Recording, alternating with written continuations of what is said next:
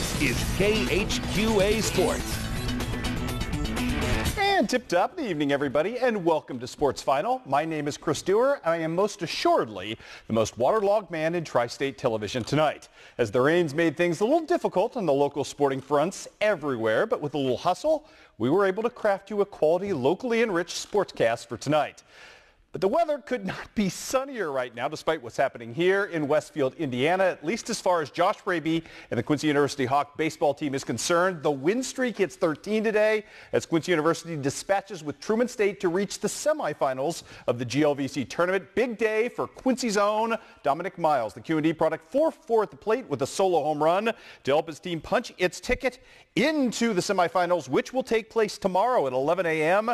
Quincy University will be taking on William Jewell. Rivalry game should be a good one. We'll keep you updated throughout the weekend. Now, later in the night, Truman State was trying to stay alive, but unfortunately their run through the GLVC tournament has come to an end. Paul Trenhill, the Hannibal product, with a couple of hits, but to no avail. Truman State bows out of the GLVC tournament. We'll see if their regional qualifiers coming up a little later next week. Also on the docket today, the news not good in opening regional play in the NCAA for Truman State. A loss today to Ashburn, despite the heroics of Palmyra's own Lex Van Nostrand, as she went 3 for 4 at the plate today with a couple of RBIs. Up next, Truman State fights for its life tomorrow against Trevecca Nazarene to keep their season alive. We've got playoff soccer for you tonight. Starts off with Macomb and Beardstown going at it. Beardstown favored. Bombers up 1-0 early in this game, and then good stuff right here. Lydia Fatina, I should say, kicking one back in here, and eventually it's going to hook up right here with Yanni Sadler. She's quick. The one-timer from Fatina makes that a 2-0 lead in favor of the Bombers. Upset alert brewing. It would get stronger. Again, Fatina sending one in, and this time, check out Yanni Sadler with the slow burn goal to give her team a 3-0 lead. Beardstown comes back with 2 unanswered, but it's not enough. Upset win for the Macomb Lady Bombers tonight as they get the final 3-2, and up next for the Bombers, they will take on Williamsville at Williamsville coming up on Tuesday. That game set for 4:30 as we dive headlong into the spring soccer postseason starting next week. Let's move on and talk a little bit of some more soccer tonight. Q&D hosting its own showcase. The early game against Eureka.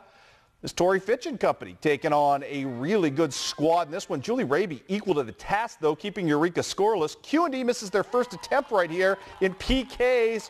But here is Olivia Dreyer getting the Lady Raiders on the board. Raby keeping her squad in this game with another stop on the PK right there. And then Tori Fitch going to pound one home, who signed with St. Ambrose today. More on her in just a bit. However, the PKs would go in the way of Eureka, as Eureka beats Q&D by the final count in this one of 4-3 in PKs in what was a scoreless game through regulation. Later in the night, though, the Lady Raiders would bounce back, get a win over St. Thomas More. Beth Eversman, one of 4 Lady Raiders to score today. Congratulations to Beth.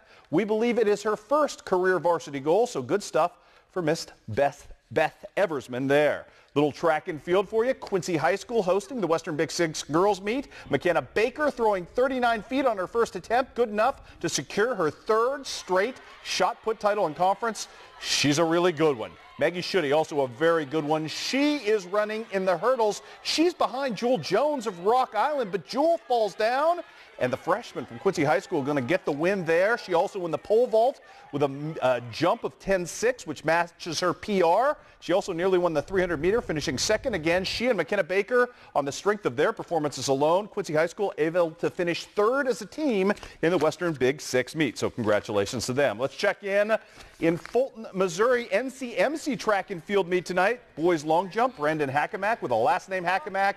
You know they're going to be good in track and field. 20 feet, 3 3/4 inches, I should say, for the win. In the long jump, also Brandon won the triple jump. Good for him. Boys shot put, Dylan Powell, really good on his second throw, 51 feet, 5 inches, nearing a PR. He's already got the match won, but on his last throw, he's going to tie his own personal record of 52 feet even and win the thing going away. Only thrower, one of only 2 throwers, I should say, to top 50 feet in the meet.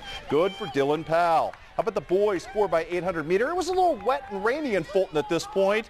Right here, Brendan Watson about to pass the baton. The team of the Jones boys, Mr. Watson and Mike right here finishing things up. ends up with a win and a time of 18:25. That was 25 seconds faster than everybody else on the track. In fact, as you see, Mike, he actually lapped a runner going through to get the win for the 4x800 meter boys. Story of the day, Taya Burse. She is behind Miss Addison Reardon of Boonville, but check out her making up distance down the stretch, and Taya's going to nip her at the line for the victory there. She was also, Miss Burse, really good and winning the triple jump today as well. Hannibal boys today take first place in a runaway with 197 total points. The Hannibal girls, led by Miss Burse, end up with a second place finish to Kirksville with 104 points as well. So good day down at the track in Fulton for Mark St. Clair's crew. Congratulations to them. We had a softball game actually take place. Gotta love Eric Orn. He's not going to give up without a fight or without a tarp in his hand as Q&D beats Rockridge 3-1 to open up a big weekend of softball here in the Gem City for Q&D.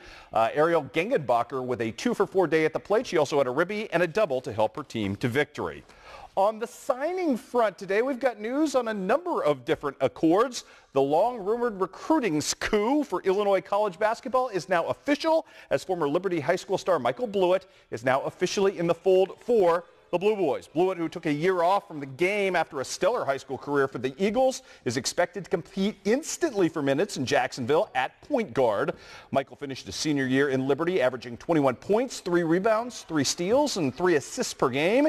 He joins former rival and Payson Seymour star Cody Hildebrand on the Blue Boys roster, giving IC a real nice local punch for the next 3 years. We also had signing news today at 10th and Jackson. A pair of Lady Raiders signed to continue their college careers. First up was the solid right defensive back from Mr. Longo team, Mark Longo's team, and Tori Fitch. She's moving on to become a fighting bee at St. Ambrose. The players and the coaches were very welcoming. They helped a lot, and that's huge when choosing a college, obviously. And then definitely just the idea that St. Ambrose is a very successful program, and I like to challenge myself, so I felt that was a very good opportunity for me to do so. I think it definitely helps me coming from Q&D being such a successful program, and I can help and improve myself and just improve the team also. And just coming from that background, I think helps a lot. A lot of athletic talent in that Fitch family, but they weren't alone in signing today. How about Miss Lauren Brown made it official on where she'll continue her golf career. She won't be going very far. Brown elected to stay right here in Quincy and jump on with Nick Myers and the Lady Hawks on the links at QU.